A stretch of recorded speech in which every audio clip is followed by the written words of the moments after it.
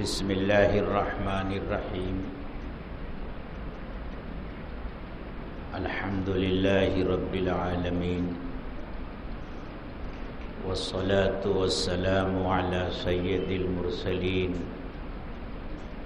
وعلی آلہ واصحابہ اجمعین اما بعد فقد قال النبی صلی اللہ علیہ وسلم خمس صلوات افترضهن الله من أحسن وضوءهن وصلاهن لوقتهن وأتم ركوعهن وخشوعهن كان له على الله عهد أن يغفر له ومن لم يفعل فليس له على الله عهد إن شاء غفر له وإن شاء عذبه أو كما قال عليه الصلاة والسلام۔ محترم بزرگوں اور دوستوں،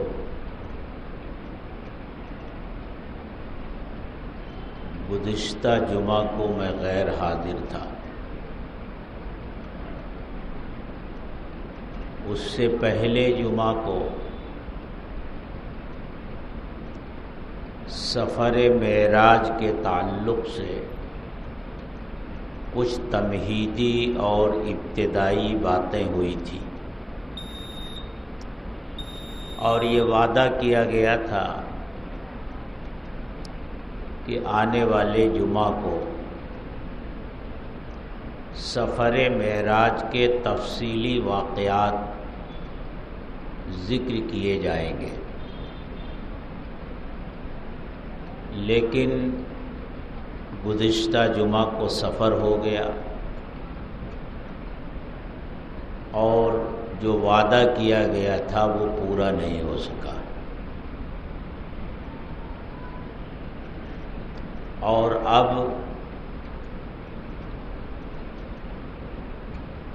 معراج کے تفصیلی واقعے کو ذکر کرنے کا موقع بھی نہیں رہ گیا۔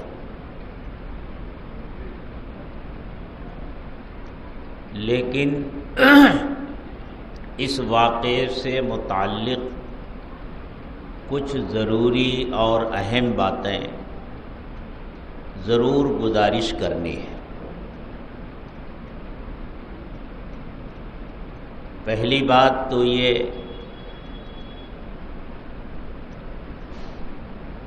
کہ اسراء اور معراج کے سفر میں، یعنی سفر کے جو دونوں مرحلے ہیں، پہلا مرحلہ مسجد حرام سے مسجد اقصی تک کا، اور دوسرا مرحلہ مسجد اقصی سے اوپر آسمانوں تک کا،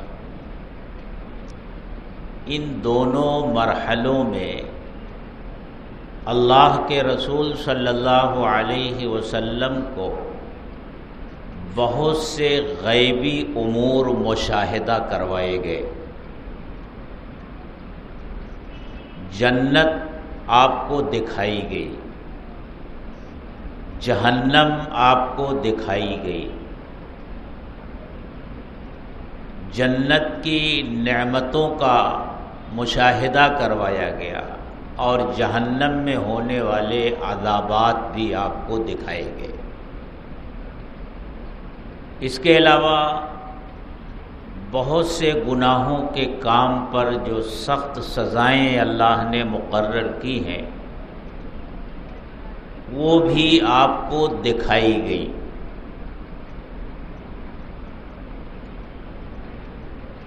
اللہ تبارک و تعالی نے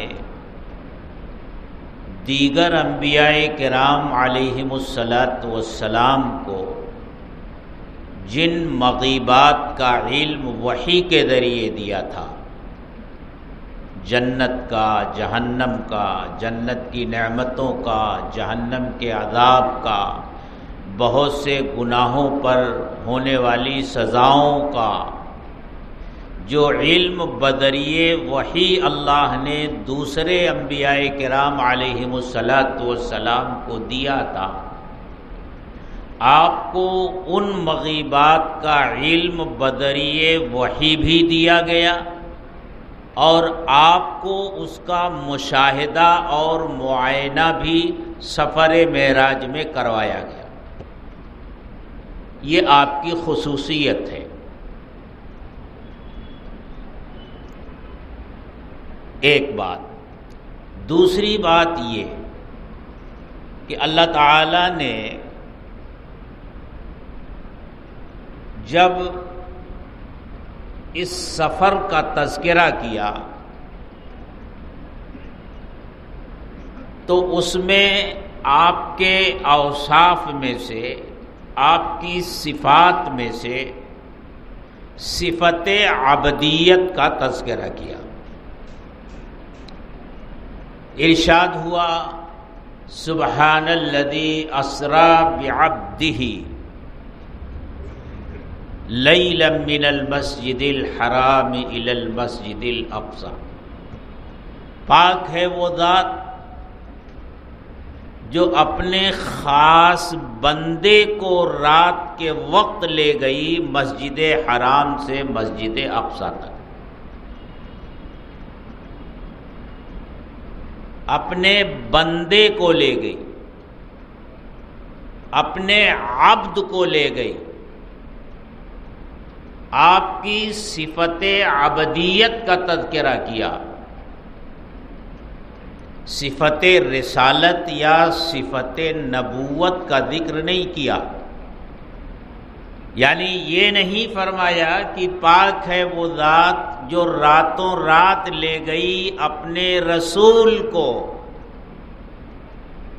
یا پاک ہے وہ ذات جو رات کے وقت لے گئی اپنے نبی کو یا اپنے محبوب کو۔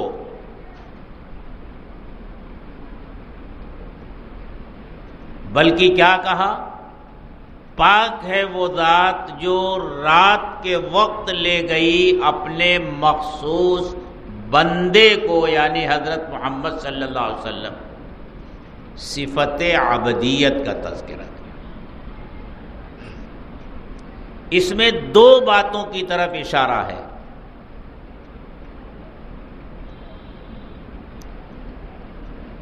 کہ اللہ کی ذات سے قریب کرنے والی سب سے اہم چیز عبدیت ہے، اللہ کا بندہ بننا۔ یہ اللہ کو اللہ سے سب سے زیادہ قریب کرنے والی ہے۔ دنیا کے سارے انسان، اس میں انبیاء بھی شامل، رسول بھی شامل، سب کے سب اللہ کے بندے ہیں۔ اور جس طرح حضرت محمد الرسول اللہ صلی اللہ علیہ وسلم افضل الرسل ہیں، رسولوں میں سب سے افضل، افضل الانبیاء ہیں، نبیوں میں سب سے افضل، اسی طرح آپ اکمل العباد بھی ہیں، بندوں میں سب سے کامل بندے، بندوں میں سب سے کامل بندے آپ ہیں۔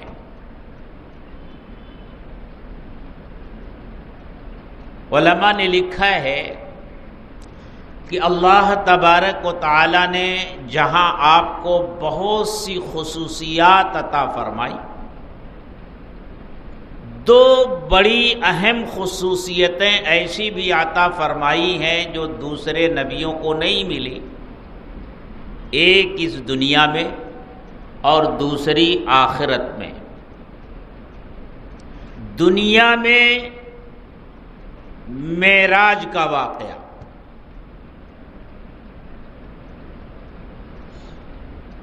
معراج جس طرح آپ کو کروائی گئی اور مغیبات کا مشاہدہ کروایا گیا،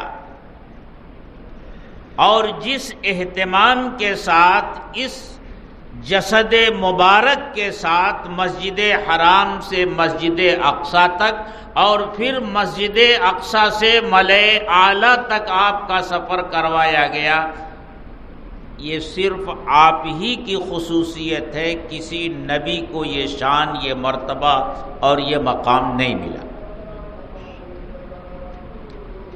دوسرا خاص مقام جو آخرت میں اللہ نے آپ کو عطا کیا ہے وہ شفاعت کبریٰ کا مقام ہے۔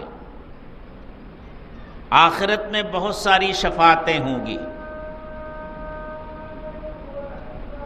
حفاظ بھی شفاعت کریں گے، علماء بھی شفاعت کریں گے، انبیاء اور رسول بھی شفاعت کریں گے، قرآن بھی شفاعت کرے گا، بہت سارے شفیع ہوں گے، لیکن شفاعت کا ایک خاص مقام ہے جو نہ کسی نبی کو ملا ہے نہ کسی رسول کو ملا ہے، اس کو شفاعت کبریٰ کہا جاتا ہے۔ یہ خاص طور سے عطا ہوا ہے امام الانبیاء والمرسلین حضرت محمد الرسول اللہ صلی اللہ علیہ وسلم کو۔ اور وہ کون سی شفاعت ہے؟ حدیث میں آتا ہے کہ جب لوگ میدان محشر میں جمع ہوں گے اور ہر شخص کے جسم سے پسینہ بہہ رہا ہوگا، سورج بالکل سر پر ہوگا اور ہر آدمی اپنے اعمال کی مناسبت سے پسینے میں ڈوبا ہوا ہو، کسی کا پسینہ ٹخنے تک، کسی کا گھٹنے تک، کسی کا کمر تک اور کسی کا اس کے گلے تک پہنچا ہوا ہوگا۔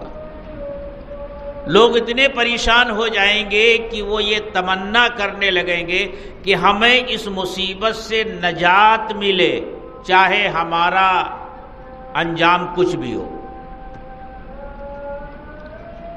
لوگ حضرت آدم علیہ السلام سے لے کر حضرت عیسیٰ علیہ السلام تک تمام جلیل القدر انبیاء کے پاس پہنچ کر یہ درخواست کریں گے کہ آپ اللہ سے ہماری سفارش کر دیجئے کہ ہمارا حساب کتاب شروع ہو جائے اور اس مصیبت سے ہم کو نجات ملے، لیکن کوئی ہمت نہیں کر سکے گا۔ ہر نبی یہ کہے گا نفسی نفسی، آج تو مجھے اپنی فکر ہے، مجھ سے سوال نہ ہو جائے۔ سب سے آخر میں جمع ہو کر کے لوگ حضرت محمد صلی اللہ علیہ وسلم کے پاس پہنچیں گے، پھر آپ سفارش کریں گے، آپ شفاعت کریں گے اور اسی شفاعت کے نتیجے میں پھر حساب کتاب شروع ہوگا۔ یہی شفاعت کبریٰ ہے، اور یہ شفاعت کبریٰ سب کے لیے ہوگی۔ حساب کتاب شروع کروانے کے لیے ہوگی، ایمان والوں کا بھی حساب کتاب شروع ہوگا اور کافروں اور مشرکوں کا اور نافرمانوں کا بھی حساب کتاب اسی شفاعت کی وجہ سے شروع ہوگا۔ تو آپ کی یہ شفاعت سب کے لیے ہوگی، آپ کے رحمت للعالمین ہونے کا نظارہ پورا میدان محشر وہاں دیکھے گا۔ جس طرح اس دنیا میں آپ کے رحمت للعالمین کا نظارہ دنیا نے دیکھا ہے، میدان محشر میں بھی آپ کے رحمت للعالمین ہونے کا نظارہ پورا میدان محشر دیکھے گا۔ تو یہ شفاعت کبریٰ ہے۔ علماء نے لکھا ہے کہ آپ نے جب اللہ کے ساتھ تواضع اختیار کی، اللہ کے سامنے جھکے، اس کے کامل بندے بنے، تو اس کے صلے میں اللہ نے آپ کو معراج عطا فرمایا، اور جب آپ نے اللہ کے بندوں کے ساتھ تواضع اختیار کی تو اس کے صلے میں اللہ تعالیٰ نے آپ کو شفاعت کبریٰ کا مقام اور مرتبہ عطا فرمایا۔ تو اس آیت کریمہ میں ایک اشارہ تو اس طرف ہے کہ آپ کو جو یہ عروج نصیب ہو رہا ہے، اتنے اعلیٰ مقام تک آپ پہنچ رہے ہیں، اور یہاں سے اٹھ کر بارگاہ رب العزت میں پہنچ رہے ہیں، یہ جو کچھ آپ کو مل رہا ہے آپ کی صفت عبدیت کی بنیاد پر مل رہا ہے۔ آپ عبد کامل ہیں اللہ کے۔ علماء نے لکھا ہے کہ دیکھیے، جو عبد ہوتا ہے اسے اللہ کی بارگاہ تک عروج اور اوپر اٹھنا نصیب ہوتا ہے۔ رسول جو ہوتا ہے، نبی جو ہوتا ہے، وہ نیچے آتا ہے۔ رسول کون ہوتا ہے؟ جسے اللہ اپنے بندوں کی ہدایت اور رہنمائی کے لیے بھیجتا ہے تو وہ اوپر سے اللہ کی طرف سے بندوں کی جانب آتا ہے، اور جب عبد کامل بنتا ہے تو وہ بندوں کے درمیان سے اٹھ کر اللہ کی طرف جاتا ہے۔ تو ایک اشارہ تو صفت عبد کو ذکر کرنے میں اس طرف ہے کہ آپ کو جو یہ مقام بلند ملا ہے وہ صفت عبدیت کی بنیاد پر ملا ہے۔ دوسرا اشارہ اور دوسری حکمت جو اس میں یہ ہے کہ اس بات کا پورا خطرہ تھا کہ اس محیر العقول واقعے کو دیکھ کر کہ رات کے ایک حصے میں مسجد حرام سے مسجد اقصیٰ اور پھر وہاں سے آسمانوں کی سیر، انبیاء سے ملاقات اور پھر اللہ کے دربار میں حضوری اور طرح طرح کی مغیبات کا مشاہدہ کرنا اور پھر واپس آ جانا، کہیں ایسی صورتحال نہ پیدا ہو جائے کہ جس طرح حضرت عیسیٰ پر ایمان لانے والوں نے حضرت عیسیٰ کے معجزات دیکھ کر ان کو الوہیت کے مقام تک پہنچا دیا، حضرت عزیر علیہ السلام کا معجزہ دیکھ کر انہیں اللہ کا بیٹا بنا دیا، کہیں ایسا نہ ہو کہ آپ کے اس محیر العقول معجزے کو دیکھ کر لوگ گمراہ نہ ہو جائیں اور آپ کو مقام عبدیت سے اوپر اٹھا کر مقام الوہیت تک نہ پہنچا دیں، جس طرح پہلی امتوں نے اپنے نبیوں کو مقام الوہیت تک پہنچایا تھا۔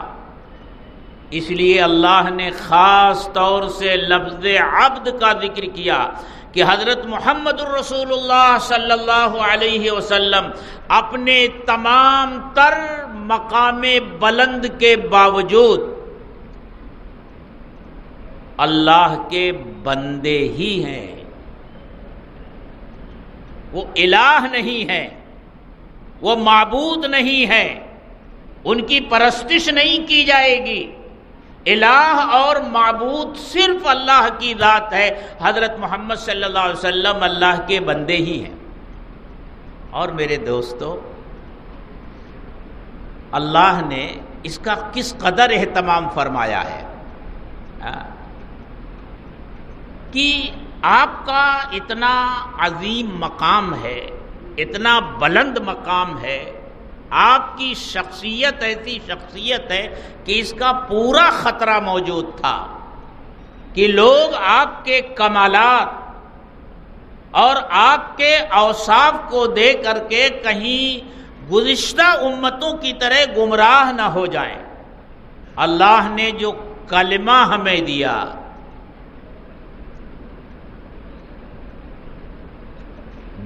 جس کے ذریعے ہم اللہ کی الوہیت کا اقرار کرتے ہیں اور حضرت محمد صلی اللہ علیہ وسلم کی رسالت کا اقرار کرتے ہیں، اس میں کیا ہم سے کہلوایا گیا؟ اشہد ان لا الہ الا اللہ، میں گواہی دیتا ہوں کہ اللہ کے سوا کوئی معبود نہیں۔ وَأَشْهَدُ أَنَّ مُحَمَّدًا عَبْدُهُ وَرَسُولُهُ، اور میں گواہی دیتا ہوں کہ حضرت محمد صلی اللہ علیہ وسلم اللہ کے بندے اور اس کے رسول ہیں۔ اصل رسالت کی گواہی دینا مقصد تھا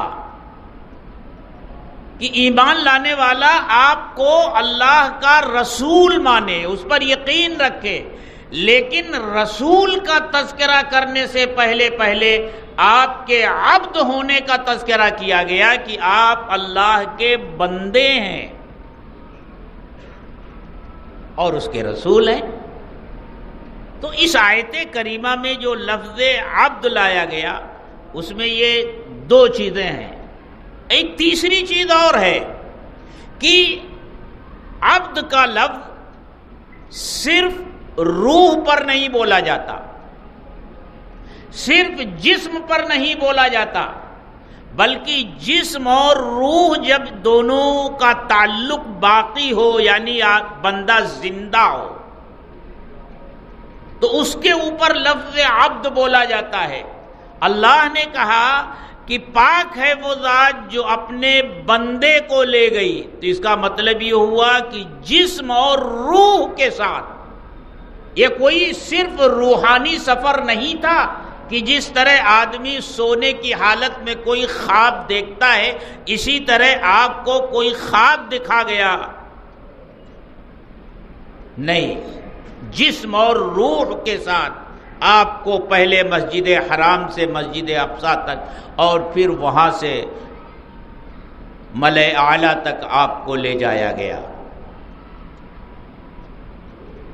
اس کے بعد میرے دوستو جو تفصیلات ہیں درمیان کی، میں نے عرض کیا کہ ان تفصیلات کو ذکر کرنے کا موقع نہیں رہ گیا، لیکن اس سفر معراج میں جو خاص چیزیں آپ کو دی گئی، بارگاہ خداوندی سے جو تحفہ اور انعام آپ کو ملا، اور آپ کے واسطے سے اس امت کو جو انعام ملا، اس کا تذکرہ تو بہرحال ضروری ہے، کیونکہ وہی حاصل ہے اس سفر کا، وہی نتیجہ ہے اس سفر کا، وہی لب لباب ہے اس سفر کا کہ اللہ نے آپ کو یہ سفر کروا کر کے آخر میں جو چیز آپ کو دی کہ یہ لے جائیے، یہ آپ کے لیے بھی تحفہ ہے اور آپ کی امت کے لیے تحفہ ہے،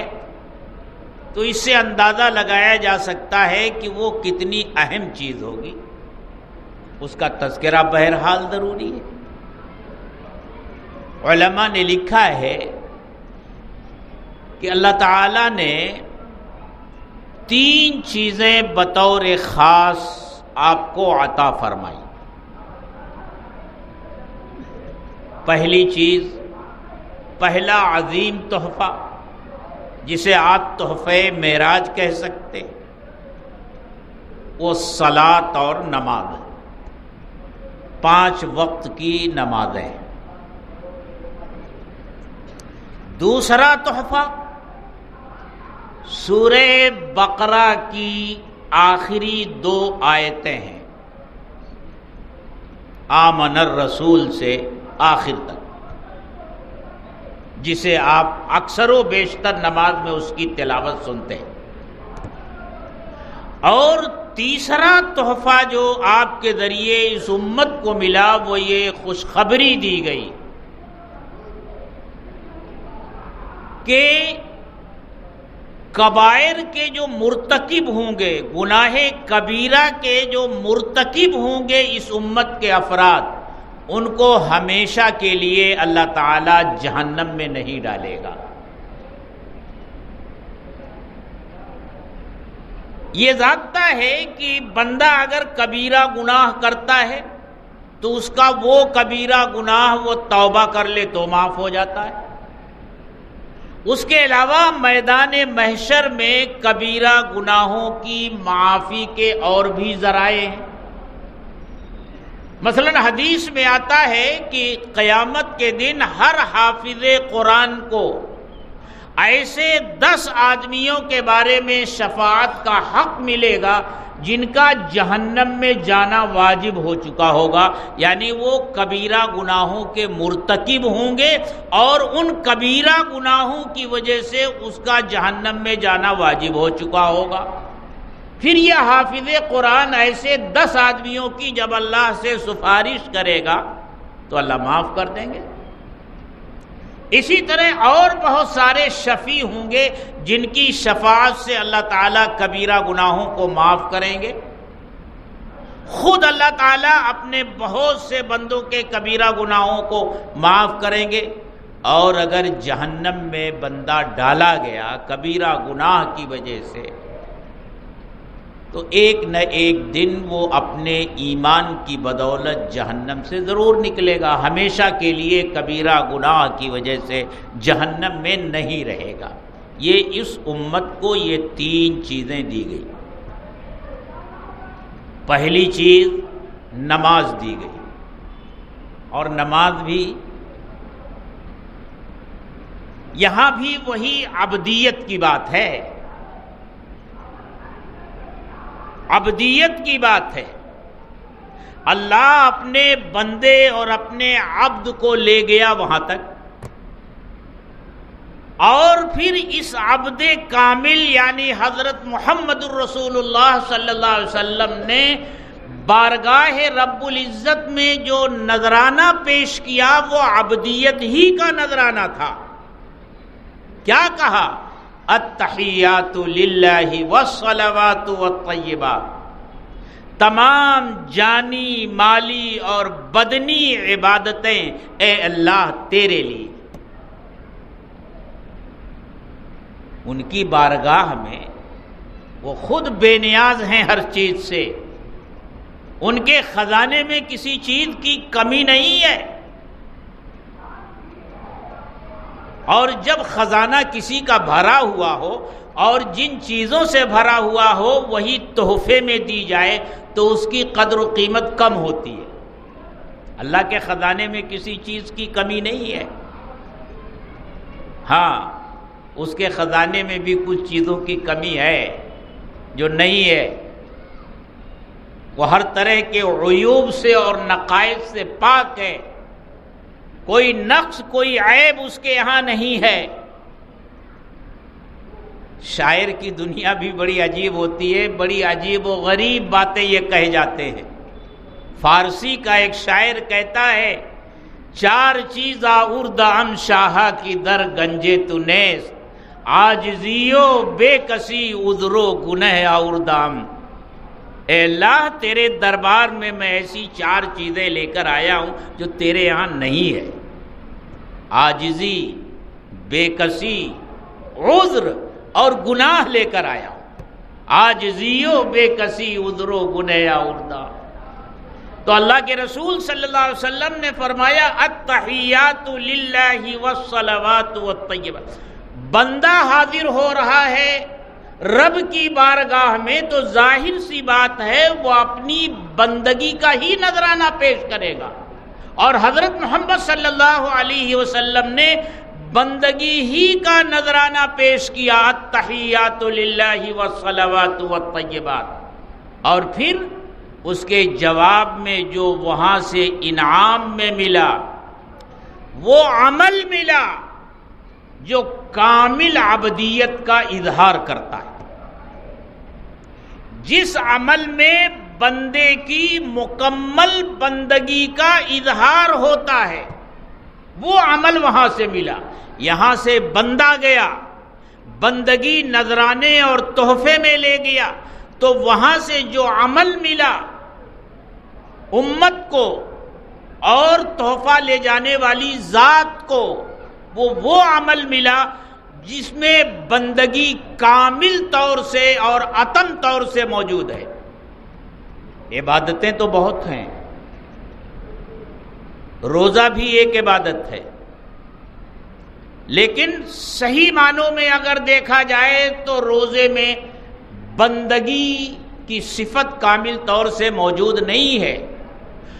اس میں بندگی صرف اس معنی کر ہے کہ وہ اللہ کا حکم ہے اور روزہ رکھنے والا اللہ کے اس حکم کے سامنے سر جھکاتا ہے، ورنہ روزے میں کھانے سے بے نیازی، پینے سے بے نیاز، نفسانی خواہش سے بے نیاز، اور یہ بے نیاز ہونا تو اللہ کی صفات میں سے اس کی ایک صفت ہے۔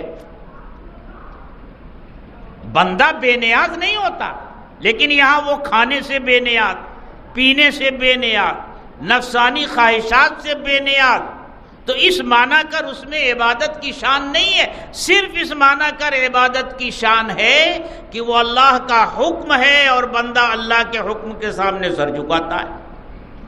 اسی طرح زکوٰۃ میں بندہ مال دیتا ہے، تو دینے میں کون سی عبدیت، کون سی تواضع، کون سا انکسار اور کون سی مسکنت ہے؟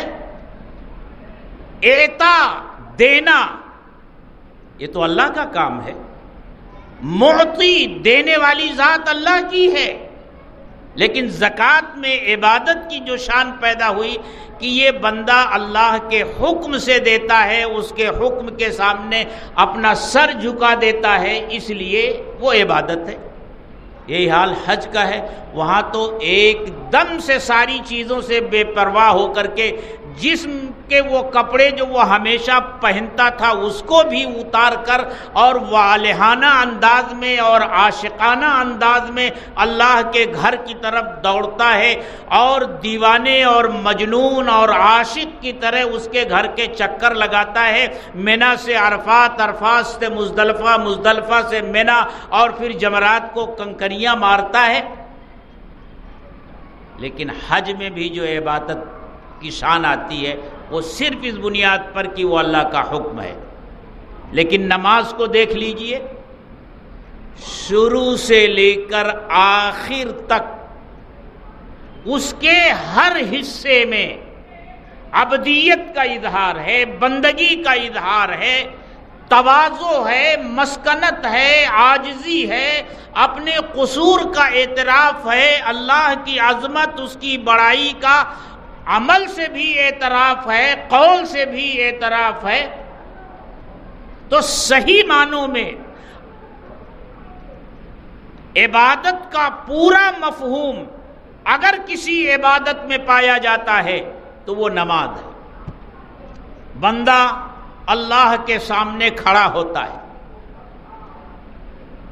ہاتھ اٹھاتا ہے، ہاتھ اٹھا کر اپنے اس فعل سے اظہار کرتا ہے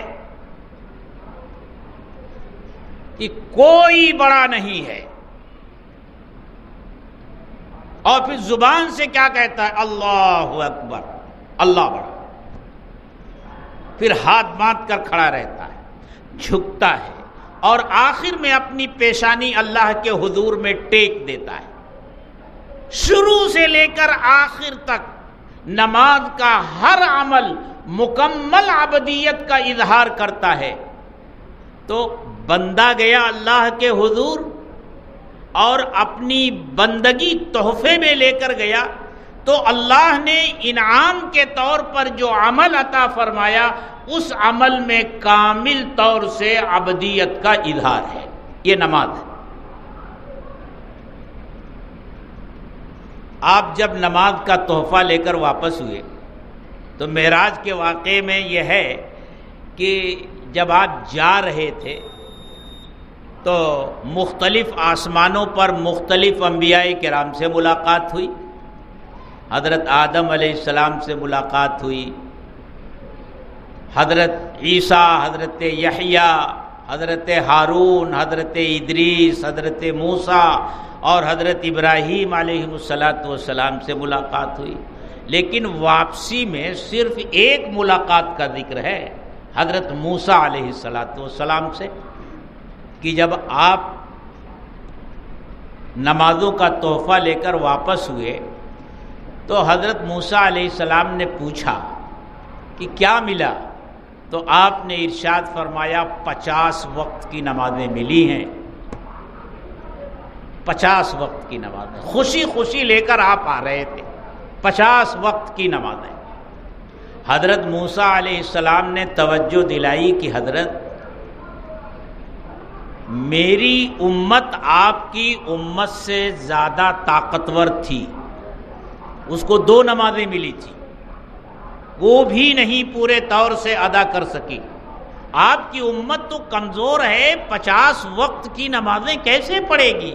آپ جائیے اس میں کمی کروائیے۔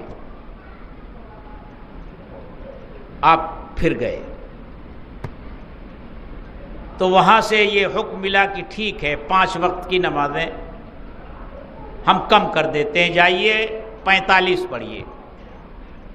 موسیٰ علیہ السلام نے پھر پوچھا کتنی ملی؟ کہا 45 ہو گئی۔ کہا ابھی آپ جائیے۔ یہ آنے جانے کا سلسلہ چلتا رہا یہاں تک کہ 5 نمازیں رہ گئیں۔ اتنی مرتبہ اللہ نے آپ کو بلایا، اس میں بھی آپ کی محبوبیت ہے۔ اللہ چاہتے تو اسی وقت 5 نمازیں دے دیتے نا، لیکن یہ پھر بار بار کی دربار کی حاضری کیسے ہوتی؟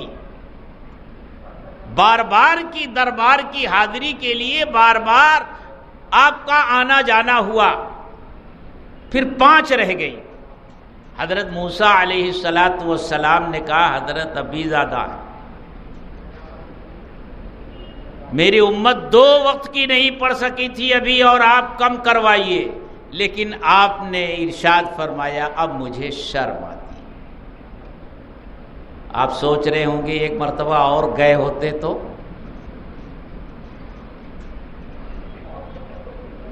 چھٹکارا ہی مل جاتا، ایک مرتبہ اور واپس گئے ہوتے آپ۔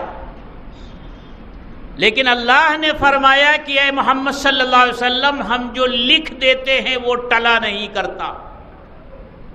آپ کی امت 5 وقت کی پڑھے گی، ہم اسے ثواب 50 کا دیں گے۔ 1 وقت کی پڑھے گی تو گویا وہ 10 وقت کی پڑھے گی۔ 5 وقت کی نماز پڑھے گی تو ہم 50 نمازوں کا ثواب اسے عنایت فرمائیں گے۔ تو یہ تحفہ لے کر آپ واپس آئے، ایک تحفہ۔ دوسرا بتایا کہ وہ آمن الرسول سے لے کر کے اور آخر آیت تک یہ 2 آیتیں سورہ بقرہ کی جو ہیں، ان 2 آیتوں کی بڑی فضیلت ہے۔ خود سورہ بقرہ کی بڑی فضیلت ہے۔ اللہ کے رسول صلی اللہ علیہ وسلم نے ارشاد فرمایا کہ ہر چیز کی ایک بلندی ہوتی ہے۔ قرآن کریم کی بلندی سورہ بقرہ ہے۔ جو شخص اپنے گھر میں دن میں 1 مرتبہ سورہ بقرہ کی تلاوت کرے گا تو اس کا گھر شیاطین سے 3 دنوں تک محفوظ رہے گا، اور جو آدمی اپنے گھر میں رات میں سورہ بقرہ کی تلاوت کرے گا تو اس کا گھر شیاطین سے 3 راتوں تک محفوظ رہے گا۔ اب دیکھیے ہم لوگوں کا کیا مزاج ہو گیا۔ ہمارا مزاج یہ ہو گیا ہے کہ ہم دنیا کا ہر کام دلالوں سے کرواتے ہیں۔ ایک میٹر لگوانا ہو تو وہ کام ہم دلال کو دیتے، وہ لا کے لگوا دیتا ہے۔ کوئی بھی چھوٹا بڑا کام وہ دلالوں کی معرفت ہوتا ہے۔ ہمارا مزاج ایسا بن گیا کہ اب یہ کام بھی، اس میں بھی ہم دلالوں کی خدمات حاصل کر رہے ہیں۔ کسی مؤذن صاحب سے، کسی امام صاحب سے، کسی حافظ قرآن سے ہم کہتے ہیں بھائی اتنا دیں گے، آپ ہمارے گھر میں آ کر سورہ بقرہ پڑھ دیجئے۔ سورہ بقرہ پڑھنے والے ہمارے درمیان ہیں جو یہ دلالی کرتے ہیں۔ دکانوں پر، کارخانوں میں، ہوٹلوں پر یہ سورہ بقرہ شریف کی دلالی ہو رہی۔ کیا کہا گیا تھا؟ جو شخص اپنے گھر میں سورہ بقرہ پڑھتا ہے، یعنی بات تو خود اس کے پڑھنے کی کہی گئی تھی کہ وہ اپنے گھر میں سورہ بقرہ پڑھے تو اس کا گھر 3 دن تک شیطان سے محفوظ رہتا ہے۔ لیکن اس اللہ کے بندے کو کہاں فرصت؟ اس کے پاس تو جیب میں پیسے ہیں، اس کو دلال مل جاتے ہیں یہ پڑھنے والے، اور ہمارے یہ پڑھنے والے دلال بھی ایسے ہوتے ہیں کہ 10 منٹ میں سورہ بقرہ ختم بھی کر دیتے ہیں۔ کون دیکھنے آتا ہے؟ سمجھے؟ ایک مرتبہ میں 3 صفحہ 4 صفحہ الٹ کر کے سورہ بقرہ پڑھتے ہیں۔ اور اب تو مولوی صاحب بھائیوں، جس طرح کورس ہوتا ہے اسی طرح یہ کورس کے طور پر بھی طے ہو۔ بھائی اگر ٹی بی ہو جائے تو اس کی دوائیں اتنے مہینے تک استعمال کرنی پڑیں گی، پھر اتنے مہینے میں جو دوائیں لگیں گی وہ کتنی پیسے کی لگیں گی۔ اسی طرح اب یہ سورہ بقرہ پڑھنے والے 40 دن کی فیس طے کرتے ہیں کہ بھئی اتنے 1000 روپے لگیں گے 40 دن تک سورہ بقرہ پڑھنے کی۔ یہ صورتحال ہو گئی۔ بہرحال سورہ بقرہ کی فضیلت ہے اور ان آیتوں کی فضیلت ہے۔ ان آیتوں کو سوتے وقت پڑھ کر سونا ہر طرح کی آفات سے اللہ تعالیٰ محفوظ فرماتے ہیں۔ ضرورت تو اس کی تھی کہ ان آیتوں کی مختصر تفسیر آپ کے سامنے کی جاتی، ان کا ترجمہ بیان کیا جاتا، اور ان آیتوں میں وہ خاص بات کیا ہے جس کی بنیاد پر اللہ تعالیٰ نے خصوصیت سے ان آیتوں کو معراج میں تحفے کے طور پر عطا فرمایا۔ اللہ کے رسول نے ارشاد فرمایا کہ عرش کے نیچے جو خزانہ ہے اس خزانے سے مجھے یہ 2 آیتیں ملی ہیں۔ ایک حدیث میں فرمایا جنت کے خزانوں میں سے مجھے یہ 2 آیتیں ملی ہیں، آمن الرسول سے آخر تک۔ تو میرے دوستو، یہ معراج کا واقعہ ہے اور اس کا خاص تحفہ نماز ہے، اور نماز کے سلسلے میں اللہ کے رسول صلی اللہ علیہ وسلم نے وہ بات ارشاد فرمائی جو میں نے پہلے حدیث کی شکل میں پڑھی ہے آپ کے سامنے، 5 صلوات افترضہن اللہ، 5 وقت کی نمازیں ہیں جنہیں اللہ نے فرض فرمایا ہے۔ جس نے اچھی طرح وضو کیا، وقت پر ان 5 نمازوں کو پڑھا، اس کے رکوع اور اس کے سجدوں کو اچھی طرح سے ادا کیا، کان لہ علی اللہ عہد، تو اللہ کے ذمے یہ وعدہ ہے کہ اللہ اس کی مغفرت فرمائے گا۔ اور جس نے ایسا نہیں کیا تو اس کے لیے اللہ کی طرف سے کوئی وعدہ نہیں ہے، اللہ چاہے گا تو معاف کرے گا اور اللہ چاہے گا تو عذاب دے گا۔ یہ 5 وقت کی نمازیں ہیں۔ اور پھر ان نمازوں کو کس طرح سکھایا گیا ہے۔ اللہ کے رسول صلی اللہ علیہ وسلم صبح میں آ گئے تھے، جبریل علیہ السلام فجر میں نہیں آئے، ظہر میں آئے، اور پھر ظہر، عصر، مغرب، عشاء اور آنے والے دن کی فجر حضرت جبریل علیہ السلام امام بنے اور اللہ کے رسول صلی اللہ علیہ وسلم کو نماز سکھائی۔ اور پھر دوسرے دن، اور یہ 5 وقت کی نمازیں بالکل اول وقت میں پڑھی، جیسے ہی وقت شروع ہوا ویسے ہی پڑھی۔ دوسرے دن پھر ظہر، عصر، مغرب، عشاء اور فجر آخر وقت میں پڑھی۔ 2 دن تک مسلسل آئے اور نماز اس طرح پڑھ کر کے دکھائی اور سکھائی، اور آخر میں ارشاد فرمایا ما بین ہذین الوقتین وقت لک ولامتک، ان دونوں وقتوں کے درمیان آپ کی امت کے لیے وقت ہے۔ یعنی شروع وقت بھی متعین کر دیا گیا اور آخر وقت بھی متعین کیا۔ صبح صادق ہوئی، فجر کا وقت شروع ہو گیا، سورج طلوع ہوا، فجر کا وقت ختم ہو گیا۔ اللہ تعالی ہم سب کو عمل کی توفیق عطا فرمائے۔ وآخر دعوانا ان الحمدللہ رب العالمین۔ ہاں بھائی، یہ اعلان ہے، اعلان کی پرچی ہے، لیکن اس سے پہلے ایک اعلان اور سنیے۔ یہ مدرسہ جب سے قائم ہے اور جب سے اس مدرسے میں درجہ حفظ قائم ہوا ہے، ہر سال اس مدرسے کا سالانہ جلسہ مسلسل ہوتا آیا، اور جتنے بچے حافظ قرآن بنتے رہے ان کے سروں پر دستار رکھی جاتی رہی، لیکن پچھلے 2-3 سال سے لاک ڈاؤن کی وجہ سے جلسہ نہیں ہو سکا۔ 33 سالانہ جلسے ہو چکے، 34واں سالانہ جلسہ ہونے والا تھا، لیکن پہلا لاک ڈاؤن آ گیا جس کی وجہ سے 34واں سالانہ جلسہ نہیں ہو سکا۔ اس سال یہ فیصلہ کیا گیا ہے کہ جس طرح اللہ کا نام لے کر مدرسہ شروع کیا گیا اور خیریت اور عافیت کے ساتھ پورا سال مدرسہ چلتا رہا اور اللہ نے کسی قسم کی مشکل سے مدرسے کو بچایا،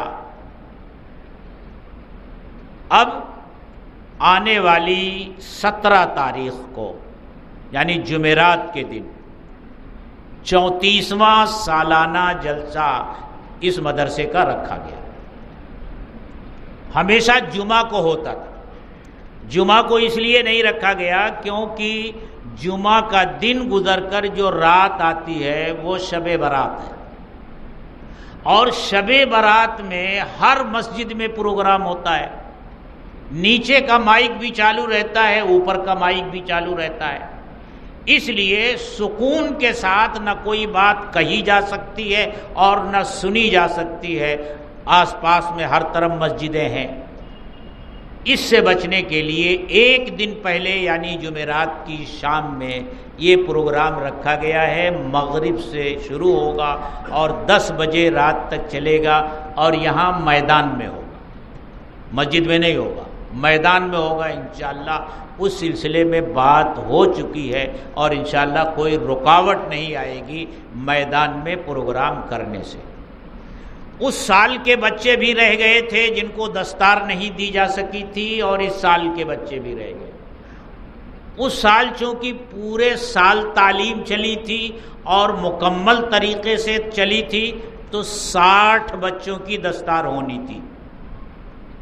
اس سال جو ہے چونکہ بچے کم رہے اور 1 مہینہ تاخیر سے بھی تعلیم شروع ہوئی تھی، اس لیے اس سال 33 بچے ہیں، تو 60 بچے وہ اور 33 بچے یہ، کل 93 بچوں کی دستار ہونی ہے، یعنی بچوں سے ہی ایک جلسہ ہو جائے گا۔ لیکن آپ حضرات سے درخواست ہے کہ اس تاریخ کو آپ حضرات یاد رکھیں، وقت فارغ کریں، اور جس طرح ہمیشہ سراج العلوم کے سالانہ جلسے میں آپ حاضر ہو کر علماء کے بیانات سنتے رہے ہیں، اس میں بھی سنیں۔ اس سال دارالعلوم دیوبند سے وہاں کے ایک نہایت ہی محترم استاد حضرت مولانا شوکت علی قاسمی دامت برکاتہم تشریف لا رہے ہیں، ان کا خاص خطاب ہوگا، ان کی تقریر ہوگی اور طلباء کے سروں پر دستار رکھی جائے گی۔ آپ تمام حضرات سے گزارش ہے کہ آپ ضرور تشریف لائیں۔